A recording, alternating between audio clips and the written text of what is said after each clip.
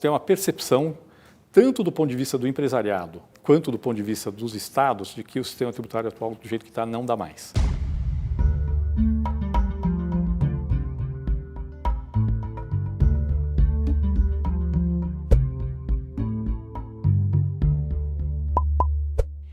Olá, a gente faz hoje essa entrevista numa parceria entre o Brasil e o Centro de Liderança Pública, o CLP. O nosso convidado é Bernardo Tapie, foi secretário de Política Econômica e também secretário executivo do Ministério da Fazenda e hoje é diretor do Centro de Cidadania Fiscal. Bernardo, obrigada por receber a gente. Eu é que agradeço o convite, Thaís. Eu já começo fazendo uma pergunta. Eu sei que o nosso papo aqui hoje vai longe sobre o sistema tributário brasileiro, mas eu quero começar fazendo uma pergunta que é até uma curiosidade pessoal minha. O nome do Instituto acabou juntando duas palavras que ficaram tão distantes durante esse tempo todo no Brasil: a cidadania e a consciência fiscal, né? Qual foi o intuito de juntar essas duas personagens? A ideia foi exatamente dar mais transparência e, ao dar mais transparência, permitir que os cidadãos possam participar mais da discussão de política fiscal no Brasil. Quando o centro foi criado, ele foi criado com a ideia de tratar de questões tributárias e também de questões fiscais, do gasto. Uhum. Até agora a gente só conseguiu montar a área tributária, mas ainda está no nosso plano de montar a parte do gasto. Que no final das contas, quer dizer, por mais que exista uma separação técnica ali entre o tributário e o fiscal, no final a gente está falando de qualidade de gestão do dinheiro público, né? No fim a gente está falando de como você financia o governo e de como o governo gasta. No fundo é isso. E de como ele arrecada também. Exatamente, né? Como se financia, ou seja, como a sociedade como a sociedade está pagando para financiar o governo e de como o governo devolve isso para a sociedade na forma de políticas públicas as mais diversas possíveis. E hoje no Brasil a gente não consegue discutir orçamento público. Não existe um espaço público de discussão do orçamento, nem do lado da receita, nem do lado do gasto. É tudo pouco transparente para as pessoas. Eu acho que essa é uma discussão muito interessante, mas o foco recente tem sido na tributação. Claro. Agora, só antes da gente passar para o outro tema, já extrapolando aqui, você não acha que a gente chegou numa situação tão limite que as pessoas vão ser forçadas de alguma forma, que o debate já não ganhou um espaço novo e diferente do que aconteceu nos últimos anos? Sobre o orçamento público, sobre a noção de como o dinheiro é gasto? Eu acho que no Brasil hoje está um pouco mais claro de que dinheiro público não dá em árvore e de que você tem que fazer opções.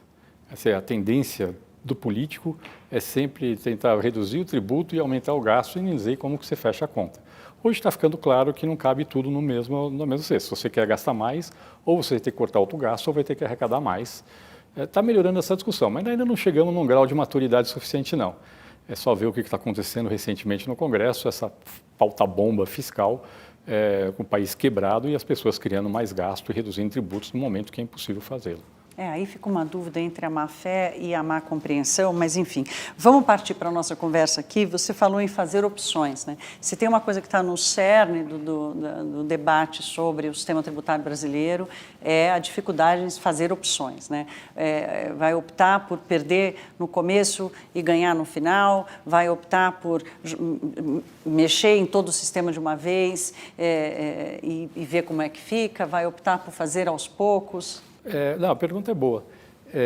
Na verdade, acho que quando você discute tributação em outros países, muitas vezes é comum você encontrar um conflito entre, por exemplo, distribuição de renda e eficiência econômica. No caso do Brasil, nosso sistema tributário é tão ruim, mas tão ruim, que é possível simultaneamente fazer mudanças que aumentem a eficiência econômica e melhore a distribuição de renda. Então, a gente tem um problema, que o nosso sistema tributário é muito ruim. Compensação, isso é uma oportunidade que dá para fazer melhoras tanto na área de eficiência econômica, ou seja, criar condições para a economia crescer mais, quanto na área da distribuição de renda. Eu posso falar depois um pouco mais sobre cada um desses temas. Na prática, como é que isso se daria? Assim, se a gente pudesse fazer uma lista de prioridades com o intuito da melhora da eficiência e não com o intuito do que é mais provável passar pelo Congresso Nacional. Tá bom. Do ponto de vista da eficiência econômica, o maior problema no Brasil está naquilo que a gente chama de tributos indiretos. São tributos sobre a produção e o consumo de bens e serviços. Então, aqui no Brasil, nós temos 5 tributos que incidem sobre bens e serviços, que são o PIS e a COFINS, que são federais, o IPI, que é federal, o ICMS, que é estadual, e o ISS municipal. A grande maioria dos países do mundo tributa o consumo de bens e serviços com um único imposto, que é o Imposto sobre o Valor Adicionado, o IVA, e que tem características que diferem muito do que a gente tem no Brasil. Como é que funciona o IVA? O IVA é um imposto que funciona no sistema de débito e crédito. Tudo aquilo que você vende tem um débito, tudo aquilo que a empresa compra gera crédito. Então, na verdade, você só está pagando imposto sobre o que chama de valor adicionado. O valor adicionado pela empresa em cada etapa. Nesse sistema do IVA, você desonera completamente exportação, você desonera completamente investimento. Então, no fundo, você está tributando só o consumo. Mas você está tributando o consumo recolhendo imposto ao longo das etapas de produção e comercialização. E esse é considerado... E não um sobre o outro, um sobre o outro, um sobre o outro. Não um sobre, não é cumulativo. Você só paga sobre o valor. Então, o que acontece? Nesse sistema do IVA, aquilo que aparece na nota fiscal para o consumidor de imposto, você está pagando X% do preço, corresponde exatamente àquilo que foi pago ao longo da cadeia. Porque tudo que foi pago nas etapas anteriores foi recuperado como crédito em cada etapa. E ele tem duas vantagens, esse modelo. Primeira vantagem, ele é transparente, que é bem interessante porque as pessoas sabem quanto estão pagando para financiar o governo. Segunda vantagem, ele é neutro, ou seja, ele não distorce a forma como a economia se organiza. Terceira vantagem, tem mais uma, ele é simples. Ele é muito simples do ponto de vista do contribuinte. Tudo que você vende tem débito, tudo que você utiliza na sua atividade dá crédito e ponto. Aqui no Brasil, nós temos um sistema, e mais uma característica do IVA, ele incide sobre uma base ampla de bens e serviços. Tudo, incide sobre tudo. Toda a atividade econômica está sendo tributada. Aqui no Brasil, nós temos, primeiro, aquilo que o IVA incide de forma ampla, uma base ampla de bens e serviços, no Brasil está segmentado. Então, a gente tem o ICMS, que incide sobre mercadorias e o serviço de telecomunicações e transporte, e o ISS, que incide sobre os outros serviços. Já gerei um problema, porque um não conversa com o outro, então paguei ISS, não gerei crédito para frente. Paguei ICMS, isso foi utilizado por um contribuinte de ISS, não gera crédito. Tem um problema de fronteira super sério. Hoje, no Brasil, estados e municípios estão disputando para saber se software paga ICMS ou ISS. E eu conheço contribuintes hoje que estão tendo que emitir duas notas fiscais para o mesmo software que está vendendo. Uma para o estado, uma para o município para não ser autuado, porque se ele não emitir uma delas, vão lá autuar ele. Essa é a maluquice do sistema tributário brasileiro. Então, qual o problema? São conflitos constantes, né, ininterruptos. Né? Conflitos ininterruptos e cada vez piores. E que geram um custo crescente. Brutal, né? para o contribuinte. Para o contribuinte, claro. E isso depois vai virar contencioso e por aí vai. Qual a consequência desse sistema que a gente tem no Brasil? Primeira consequência, é extremamente complexo. A gente tem um sistema no qual só tem exceção, não tem regra. Não tem regra, só tem exceção. Então, cada setor consegue ter o seu sistema tributário diferente dos outros setores. Segundo problema desse sistema tributário, que tem a ver com essa complexidade, o contencioso tributário é brutal, o grau de litígio entre contribuintes e o fisco é brutal. Terceira consequência da contribuinte, o custo de pagar imposto é altíssimo no Brasil, muito mais que em outros países. Um dos piores, né? Um dos piores. Entre os países desenvolvidos e em desenvolvimento, a gente está muito mal nesse ranking. Um dos piores. Quarta consequência desse nosso sistema tributário, essa que a gente chama dessa cumulatividade. Quer dizer, o imposto que você paga ao longo da cadeia não recupera nas etapas seguintes, ao contrário do que eu falei no IVA, que tudo que foi pago antes você recupera. Então, o que acontece? Você paga o imposto, não recupera. Então, o IVA, que era um imposto para tributar o consumo, por conta da cumulatividade, acaba tributando exportações e acaba tributando investimento. E, por conta disso, você, na verdade, tem menos crescimento da economia, porque aumentar o custo do investimento acaba prejudicando o crescimento da economia. Aumentar o custo da exportação acaba prejudicando a competitividade do país e, no longo prazo, prejudica o crescimento. E a quarta consequência, talvez a mais importante de todas, é a menos compreendida, é que o nosso sistema tributário distorce completamente a forma de organização da economia. Deixa eu dar um exemplo só, mas ele se reflete de forma generalizada no sistema. Vamos supor que você quer construir um prédio. Aqui no Brasil, se eu quero construir um prédio com concreto armado, eu vou estar adicionando valor no canteiro de obras. Tá certo? Eu gasto pouco em material e gasto muito no canteiro de obra. O valor adicionado no canteiro de obra no Brasil paga PIS/COFINS cumulativo, que é 3,65%, e paga ISS, que é no máximo 5%. Então, paga no máximo 8,65%. Agora, vamos supor que eu quero construir um prédio com estrutura pré-fabricada de metálica, por exemplo. Então, aqui em São Paulo, uma estrutura metálica pré-fabricada, na fábrica, o valor adicionado para fazer essa estrutura vai pagar ICMS, aqui em São Paulo 12%, e vai pagar PIS/COFINS não cumulativo, que é 9,25%. Então, vai pagar no mínimo 21% e 25%. Então, é muito mais barato fazer prédio de concreto armado do que prédio de estrutura pré-fabricada. Agora, vamos supor que para fazer um determinado prédio, com a mesma quantidade de capital e de mão de obra, de trabalhadores que eu uso para construir 10 prédios de concreto armado, eu conseguisse fazer 11 com estruturas pré-fabricadas. O sistema tributário brasileiro me empurra a fazer 10 prédios. Eu perco, isso é perda de produtividade. Toda vez que o sistema tributário distorce a forma como a economia se organiza, ou seja, toda vez como a forma como a economia se organiza afeta o quanto você paga de imposto, isso acaba te levando a te organizar de uma forma que pode ser ineficiente. E isso pode ter consequências seríssimas em termos de produtividade do país. Claro. Para você ter uma ideia, tem um monte de benefícios tributários dados aqui no Brasil para a distribuição de mercadorias, benefícios de ICMS. Então, tem caminhão que, para reduzir o custo tributário, sai de São Paulo, vai até Minas e volta para São Paulo, carregando mercadoria. Simplesmente, você não fez, do ponto de vista econômico, você não agregou nada. Você só agregou um trabalho improdutivo, desnecessário, num país que já tem uma infraestrutura de transportes que é péssima. Do ponto de vista tributário, reduziu o custo para a empresa. Só que é um desastre do ponto de vista do país. E o nosso sistema tributário de tributação de bens e serviços, porque ele só tem exceções, ele não tem regra, cada setor e muitas vezes cada empresa é tributada de um jeito diferente, ele acaba gerando uma distorção cavalar na forma como a economia se organiza. Isso tudo acaba no preço, né, Bernardo? Assim, não tem, no final das contas, a gente está falando de desorganização, de ineficiência, de baixa produtividade, mas também de preço muito alto. Né? Isso, as consequências são que no fundo a gente produz menos do que a gente poderia produzir de bens e serviços finais.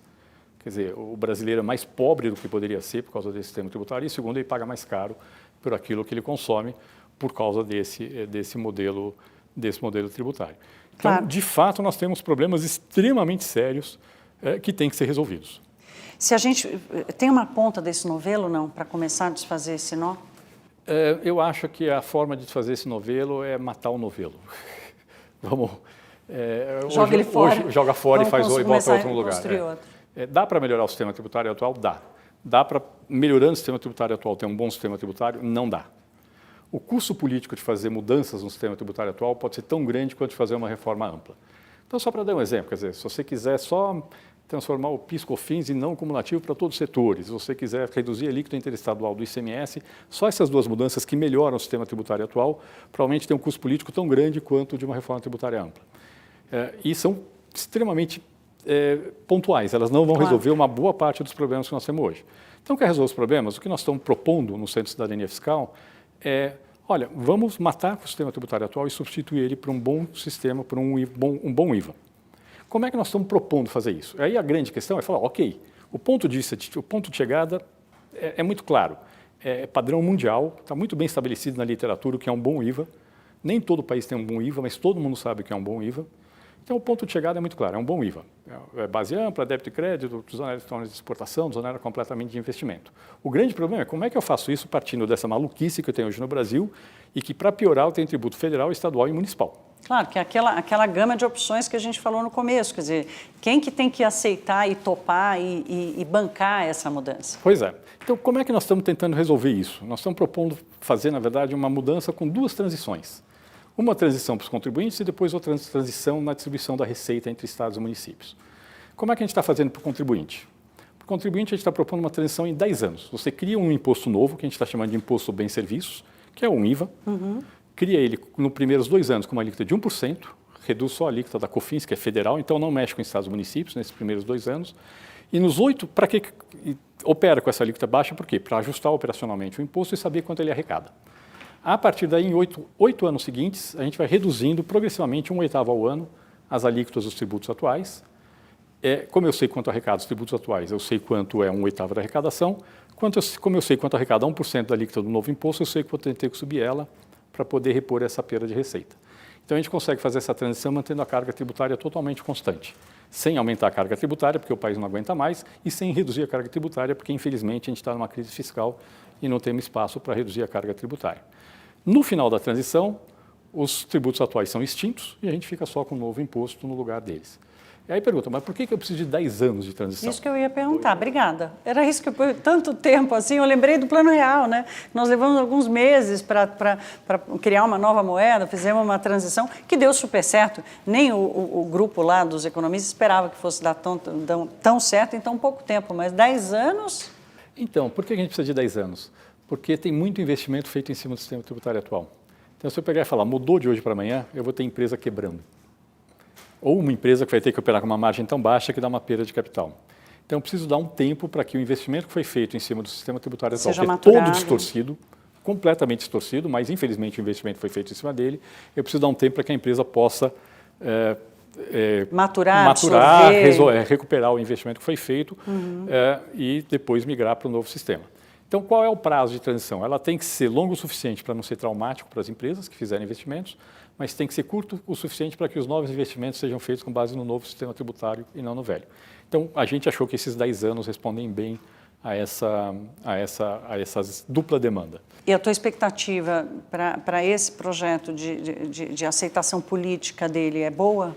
Tem sido muito boa, bastante boa. Eu vou te falar um pouquinho mais do projeto, depois a gente volta a isso.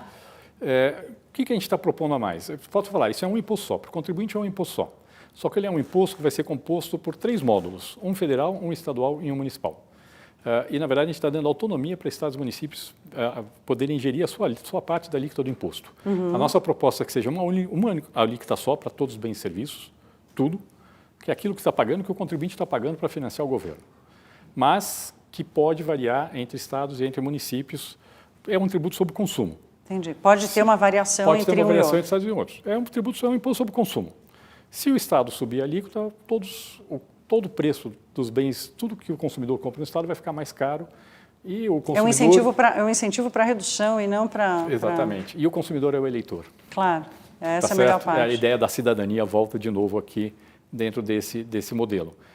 E aí, como é que nós estamos propondo? Nós estamos propondo que para o contribuinte ele paga um imposto só, isso vai para uma conta única, essa conta é gerida por um comitê que é formado por representantes da União, dos Estados e dos municípios, e a receita é distribuída entre a União, Estados e municípios. Aí tem todo um critério para a distribuição da receita. No final de uma transição, isso é o que a gente chama de destino, é proporcional ao consumo, mas para não ter um impacto muito grande nas finanças estaduais e municipais no curto prazo, a gente está propondo uma transição que aí é mais longa ainda, de 50 anos, na distribuição atual da receita para a nova distribuição desse novo modelo. A gente nem vai estar aqui mais para saber se deu certo, Bernardo. Não tem a menor importância. Não. A transição de sistema tributário acaba em 10 anos. O sistema tributário muda em 10 anos. O resto que eu estou falando é como eu vou distribuir o dinheiro que vai para uma conta única. Entendi. É só a distribuição do recurso. A distribuição do recurso vai ser feita uma transição muito mais longa. Para quê? Para não ter nenhum efeito traumático no ajuste das finanças dos estados e municípios. Que é uma das grandes preocupações, inclusive das preocupações políticas, é essa. Na reforma tributária. Exatamente. Então, esse desenho é feito para quê? Para minimizar a resistência das empresas à reforma tributária, com essa transição de 10 anos, e para minimizar a resistência dos estados e municípios à transição, com essa transição em 50 anos, na distribuição da receita.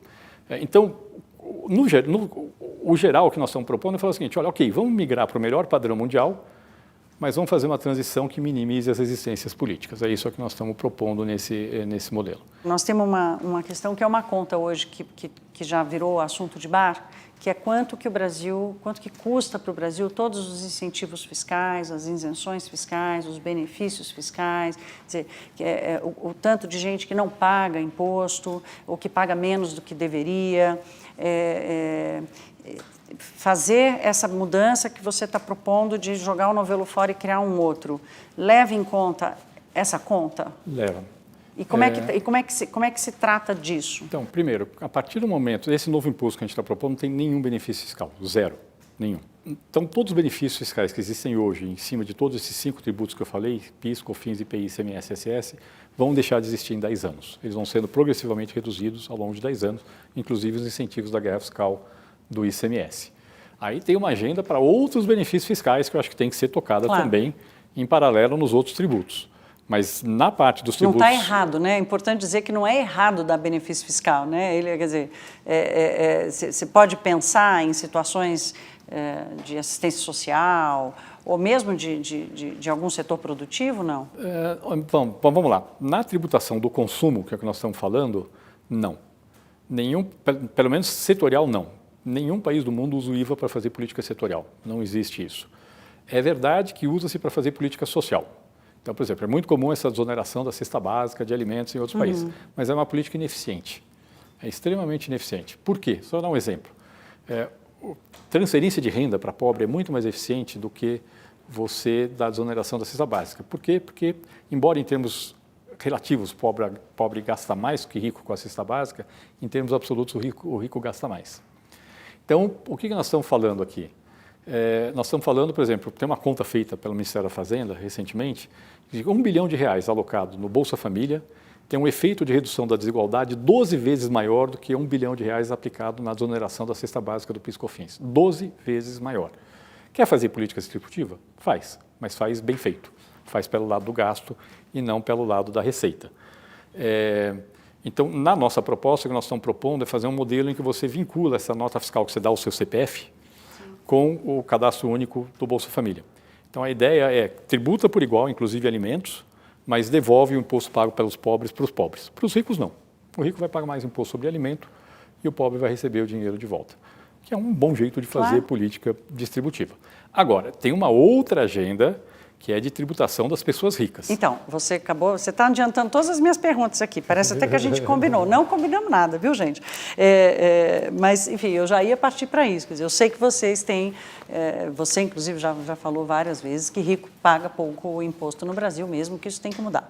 Isso, é fato. O que acontece aqui no Brasil? Aqui no Brasil, a gente tem uma característica do nosso sistema de tributação do lucro das empresas em que o dividendo que é distribuído, o lucro do dividendo que é distribuído para a empresa é isento na distribuição. Então, o que acontece? A rigor, a alíquota que incide sobre as empresas é de 34%, quando você soma o imposto de renda e a contribuição social sobre o lucro líquido. A rigor, se você pagasse 34% na empresa e não pagasse 27,5% na pessoa física, não seria um problema. Mas tem problema. E onde é que está o problema? Uma parte do problema está que tem muitas empresas que conseguem, via planejamento tributário, que não é ilegal, mas elas conseguem pagar praticamente nada ou muito pouco na empresa e aí você distribui sem pagar de novo na pessoa física. Então, eu tenho uma dupla não tributação. Quando ela consegue não pagar na empresa, eu não pago nada. Então, quem consegue fazer um planejamento tributário e pagar pouco na empresa, acaba não pagando nada de imposto. E aí nós temos um problema, tá certo? Então, não pagou na empresa e não pagou na pessoa física de novo.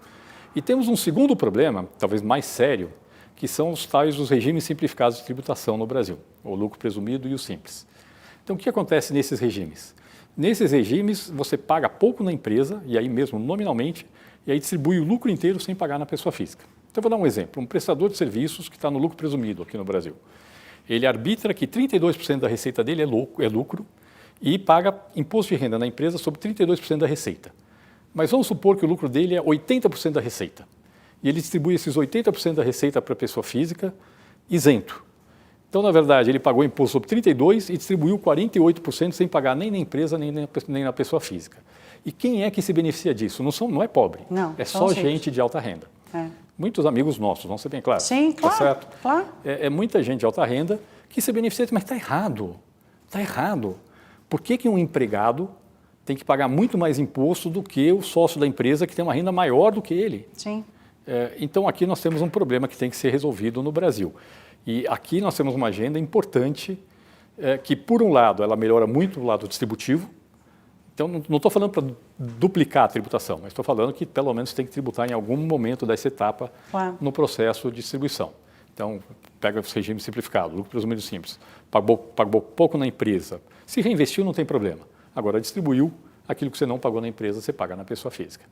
Tá certo? Não pode passar pelos dois canais livre totalmente de tributação. Exatamente. E no caso das grandes empresas, que essas que estão no lucro real, aqui é um pouco mais complicado, porque a alíquota de 34% no Brasil, ela acabou ficando alta para parâmetros internacionais. Nós temos uma guerra tributária mundial de redução da alíquota de tributação do lucro nas empresas. Sim. A reforma tributária dos Estados Unidos, do fim do ano de 2017, reduziu de 35% para 21% a alíquota do imposto de renda federal, do imposto lá, e aqui a tributação do lucro das empresas do Brasil está ficando muito alta. Então, provavelmente, o que a gente vai ter que fazer nas grandes empresas é reduzir a tributação na empresa e começar a compensar isso pela tributação na distribuição do dividendo para as pessoas físicas. Você falou de maior compreensão e aderência da população, dos cidadãos e menor resistência política, né? Na prática, você enxerga um cronograma de como é que isso se daria? Porque parece que essa mudança no sistema tributário já é um consenso. Quer dizer, todo mundo fala disso, por mais que seja um tema, reforma tributária, né? Eu, como faço jornalismo há 25 anos, minha primeira matéria foi sobre reforma tributária. Então, é um tema que já está presente, mas parece que houve uma evolução ali na percepção de que ela precisa acontecer.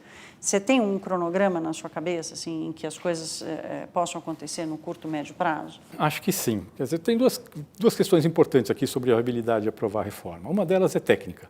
Eu acho que o desenho que a gente está propondo hoje, tecnicamente, é muito melhor do que a das discussões de reforma tributária anteriores, embora o ponto de chegada fosse o mesmo. Diferente. Ele facilita muito mais a transição do que propostas anteriores. Isso ajuda bastante. Tem um segundo ponto, tem uma percepção, tanto do ponto de vista do empresariado, quanto do ponto de vista dos estados, de que o sistema tributário atual, do jeito que está, não dá mais. O custo do atual sistema tributário, em termos de complexidade, de contencioso e de distorções, inclusive competitivas, é tão grande que toda a parte do empresariado mais sério do país hoje entende que tem que ter uma reforma tributária. Tendo a transição para os investimentos que eles já fizeram, eles estão apoiando essa reforma tributária. Isso facilita bastante aprovar. Do ponto de vista dos estados, também tem uma percepção que o ICMS não dá mais. Agora, em 2017, foi aprovada uma lei complementar convalidando todos os benefícios do ICMS. O que é bom do ponto de vista de segurança jurídica, mas essa mesma lei permitiu que os benefícios existentes, inclusive de outros estados da mesma região, sejam concedidos para novas empresas. O que vai acontecer é que vai começar o que a gente fala uma guerra fiscal de cola do ICMS. Vai aumentar a concessão de benefícios tributários do ICMS. E vai perpetuar a distorção. E vai agravar a crise fiscal dos estados. Então, os estados estão desesperados para acabar com o ICMS. Você não vê, né? Por incrível que pareça, a grande maioria dos estados brasileiros hoje acha que não dá mais, o ICMS não dá mais conta do recado.